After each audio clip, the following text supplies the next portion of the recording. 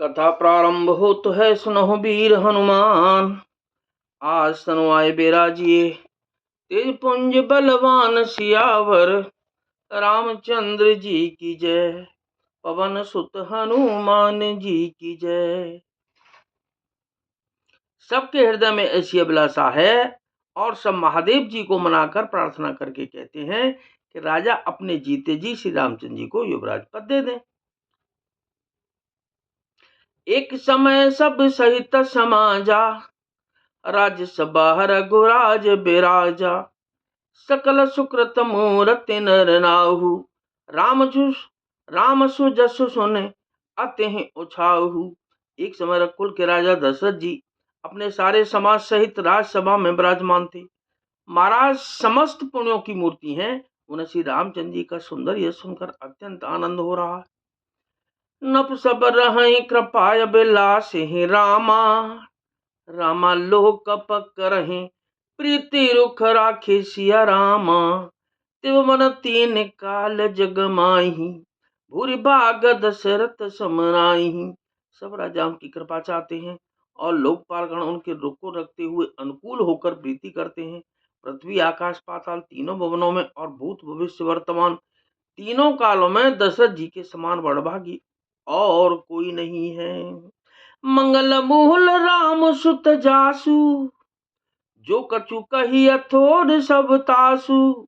राय सुबाय मुकुर कर लीना, बदन बिलो के मुकुट समकीना।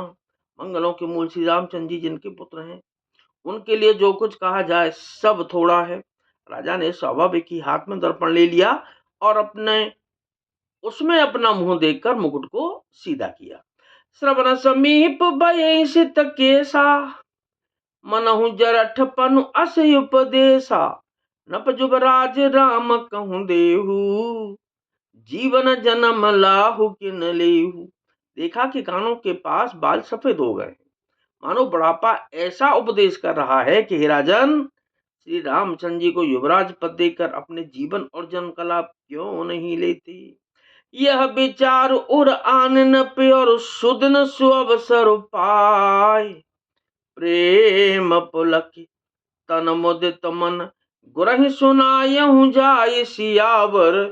रामचंद्र जी की जय, पवन सुत हनुमान जी की जय। हृदय में यह विचार लाकर युवराज पद देने का निश्चय कर राजा दशरथ जी ने शुभ दिन और सुंदर समय पाकर प्रेम से पुलकित शरीर हो आनंद मग्न मन से उसे गुरु वशिष्ठ जी को जा सुनाया।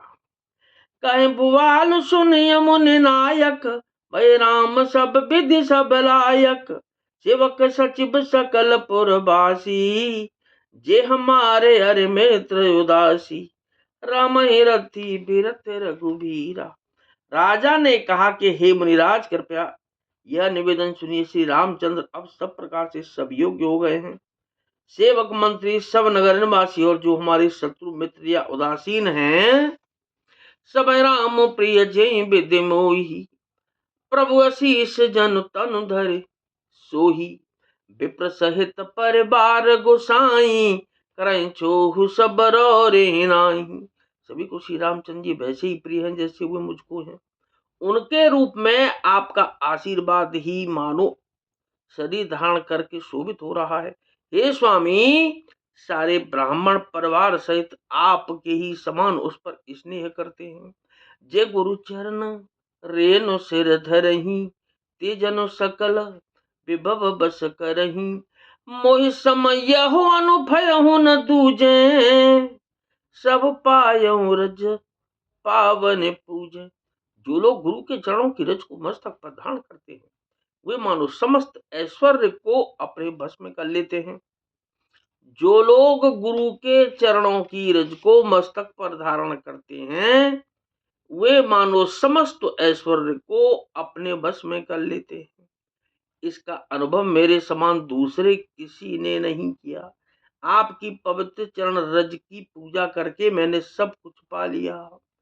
अब जब लाश एक मन मोरे, पूजे नाथ अनुग्रह तोरे। मुनि प्रसन्न लखि सहज सनेहु,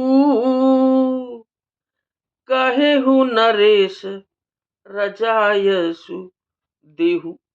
अब मेरे मन में एक ही अभिलाषा है, क्या? हे नाथ, वह भी आप ही के अनुग्रह से पूरी होगी। राजा का सहज प्रेम देखकर मुनि ने प्रसन्न होकर कहा, नरेश, आज्ञा दीजिए, कहिए क्या अभिलाषा है।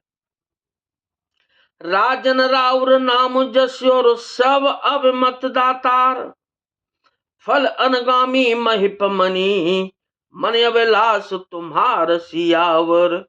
रामचंद्र जी की जय, पवन सुत हनुमान जी की जय। हे राजन, आपका नाम और यश ही संपूर्ण मनचाही वस्तुओं को देने वाला है।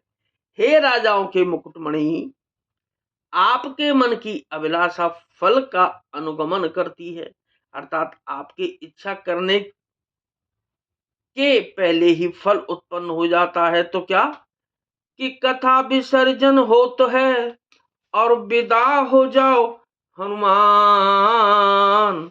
राम लखन और जानकी मैया सदा करेंगे कल्याण सियावर। रामचंद्र जी की जय, पवन सुत हनुमान जी की जय।